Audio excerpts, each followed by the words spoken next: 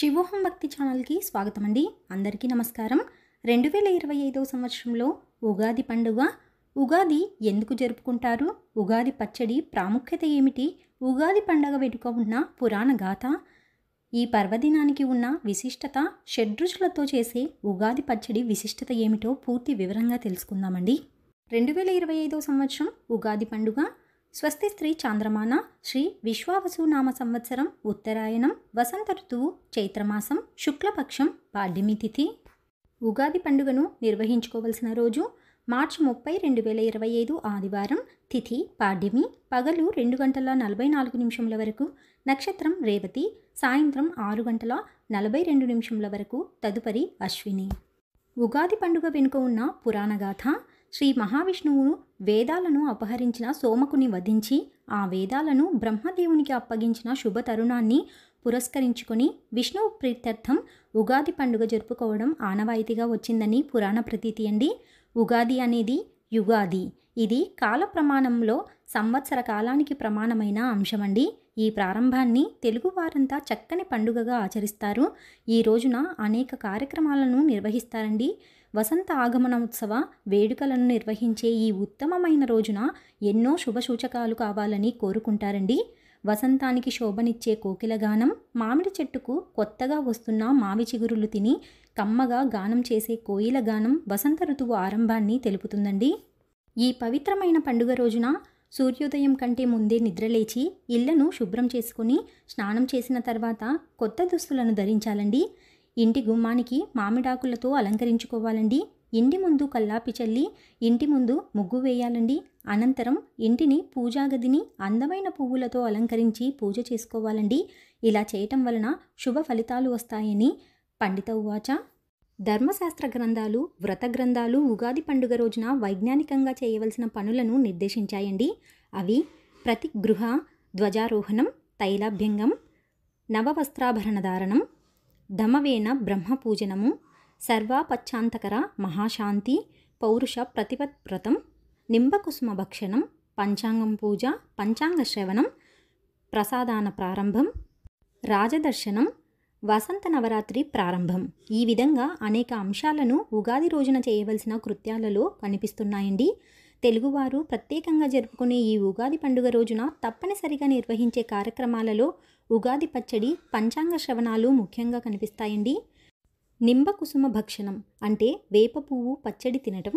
ఋతు సంబంధమైన పండుగ ఉగాది కావటం వలన తప్పనిసరిగా వేప పువ్వు పచ్చడి తినాలని శాస్త్రం చెప్పబడి ఉన్నదండి.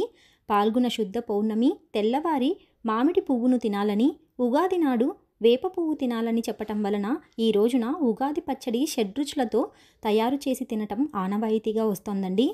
వర్షాదౌ భక్షణం శర్కరామ్ల ఘృతైర్యుతం భక్షితం పూర్వాయామే శాత్తద్వర్షం సౌఖ్యదాయకం అని చెప్పడం జరిగిందండి.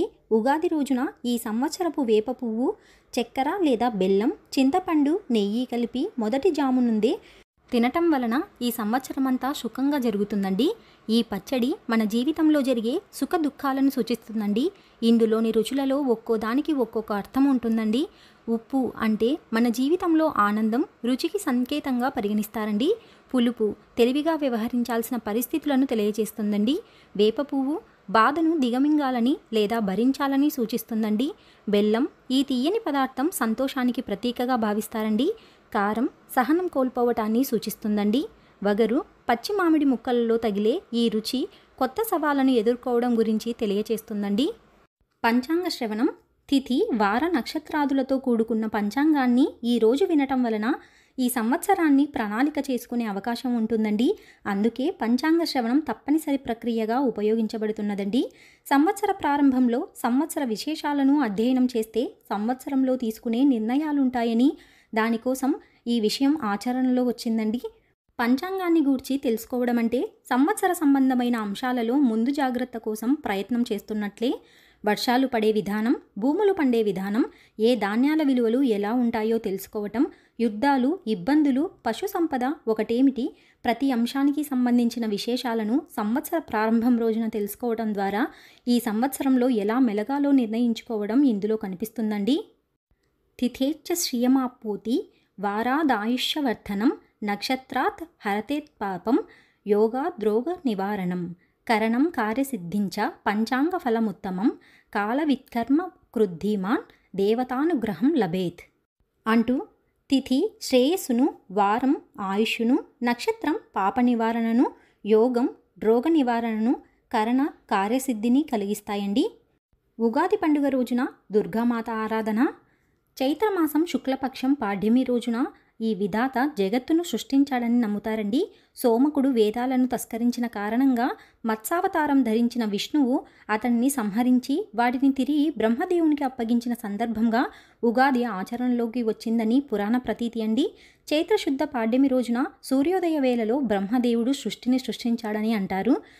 అంటే కాలగణాన్ని గ్రహ, నక్షత్ర, ఋతు, మాస, వర్షాదికులను బ్రహ్మదేవుడు ఈరోజు వర్తింపచేశాడని నమ్మకమండి. అంతేకాకుండా వసంత ఋతువు కూడా ఈ రోజు నుంచే ప్రారంభమవుతుందండి. అందుకే నూతన జీవితానికి నాందిగా ఈ ఉగాది పండుగను జరుపుకుంటారండి. శాలివాహనుడు పట్టాభిషిక్తుడైన ఈరోజు ప్రాశస్తంలోకి వచ్చిందని మరో గాథ ఉన్నదండి. ఉగాది పండుగ రోజు నుంచే చైత్ర నవరాత్రులు కూడా ప్రారంభమవుతాయండి. ఈ సమయంలో దుర్గామాతను 9 ప్రత్యేక రూపాలలో అలంకరించి పండుగను జరుపుకుంటారండి. ఈ పండుగను తెలుగు రాష్ట్రాల ప్రజలతో పాటు ఇతర రాష్ట్రాలలో వేరువేరు పేర్లతో జరుపుకుంటారండి.